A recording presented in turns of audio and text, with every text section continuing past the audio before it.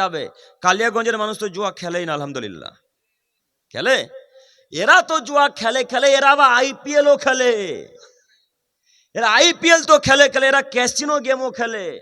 এরা casino game তো খেলে খেলে, ফ্রি ফায়ার, পাবজি, লুডু, চোষা, দাবা, ক্যারাম বোর্ডও খেলে। খেলে না? তো এগুলো কি হারাম নয়? লুডু খেলা কি হারাম নয়? দাবা খেলা কি হারাম নয়? পাঞ্জা খেলা কি হারাম নয়? ক্যারাম বোর্ড খেলা কি হারাম নয়? ক্যারাম বোর্ড খেলেন না আপনারা? খেলেন না? ক্যারাম বোর্ড কোনগুলো বলেন আপনারা? এরকম মানাটা না? হ্যাঁ, তো ক্যারাম বোর্ড খেলেন না? দেখেন বলছে মুনিবিরাও খেলে, বলছে দেখেন। হ্যালো, তো কেন বলছেন খেলেন না? ভয় লাগছে? আল্লাহর নবী বলছেন, কেউ যদি লুডু, চোষা, দাবা, ক্যারাম বোর্ড এই যাবতীয় জিনিসের সাথে হাত মিশিয়ে দেয়, সে যেন শুয়ারের রক্তের সাথে হাত মিশিয়ে দিল। কিসের রক্ত? সোরের রক্তের সাথে হাতকে ডুবিয়ে দিল। এরা মোবাইলে লুডু খেলে, এরা মোবাইলে চোষা খেলে, এরা মোবাইলে দাবা খেলে, মোবাইলে ক্যারাম বোর্ড খেলে, মোবাইলে ফ্রি ফায়ার খেলে, মোবাইলে ক্রিকেট খেলে, মোবাইলে ফুটবল খেলে। এরা সব সোরের রক্তের সাথে হাত মিশিয়ে দিয়েছে। ও যুবক ভাই, আল্লাহ নবী যে বললেন, ওরা কাম্মার, যারা জুয়া এবং লটারিতে অংশগ্রহণ করে তারা জান্নাতে যাবে না। ও মুলবি সাহেব, আপনি হাদিস পড়েননি? 12-13 বছর মাদ্রাসায় কি করলেন? 12-13 বছর মাদ্রাসায় কি করতে বললেন? জাতির সামনে জুয়া খেলতে শিখলেন, জাতির সামনে লুডু খেলা শিখলেন, জাতির সামনে দাবা খেলা শিখলেন। আপনি মৌলভী সাহেব, আপনি দাবা খেলবেন মানে? আপনি আলেম মানুষ, আপনি লুডু খেলবেন মানে? আপনি মৌলভী সাহেব, আপনি ক্যারাম বোর্ড খেলবেন মানে? আপনি কেন খেলবেন? আপনি বাধা দিবেন। মাথায় রাখা ভালো হবে, এই লুডু যেমন হারাম, রাস্তাতে বসে জুয়া খেলা ঠিক ততটাই হারাম। ওই তাস, তাস নাকি বুঝেন, কি বলেন আপনারা? তাস, তাস খেলা যেমন হারাম, লুডু খেলা ঠিক তেমনই হারাম। তাস খেলা যেমন হারাম, চোষা খেলা ঠিক ঠিক তেমনই হারাম, দাবা খেলা ঠিক তেমনই হারাম। ওই ওই 16 গুটি না কি বলে এটাকে, এই যে দাগ টেনে খেলেন না মাঝে মাঝে, কয় গুটি? 16 পাইচ। কেমন কথা এটা আবার?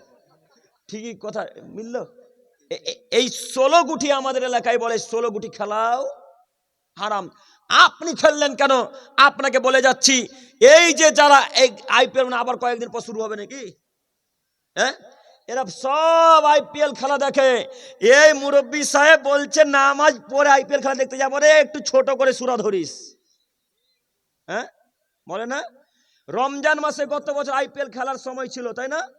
কত মানুষ আইপিএল খেলা দেখার জন্য তারাবি ছেড়েছে, আল্লাহ জানে। কত মানুষ, কত মানুষ আইপিএল খেলা দেখার জন্য ওই তারাবি সালাত ছেড়ে দিয়েছে, ফরজ সালাত ছেড়ে দিয়েছে। আইপিএল খেলা কি জুয়া নয়? আইপিএল খেলা কি জুয়া নয়?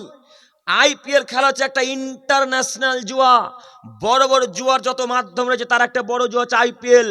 আইপিএল একটা বড় জুয়া। যুবক, তোমাকে বলি, তুমি যে আইপিএল খেললে, এই ছক্কা মারলে 100 টাকা, এই ছক্কা মারলে 150 টাকা, 200 টাকা, 1000 টাকা, এরকম কিছু কিছু অ্যাপস থাকে, এরকম কিছু কিছু লোক থাকে যারা জুয়া খেলায়, বাজারে বসে, চায়ের দোকানে বসে, টিভির দোকানে বসে। এদের সব উপার্জন হারাম, এদের সব টাকা হারাম। এরা যাবে জাহান্নামে যদি তওবা না করে। শোনো যুবক, তোমাকে বলে যাচ্ছি, মুহাম্মদ সাল্লাল্লাহু আলাইহি ওয়াসাল্লাম বলেন, যারা জুয়া এবং লটারিতে অংশগ্রহণ করে তারা জান্নাতে যাবে না।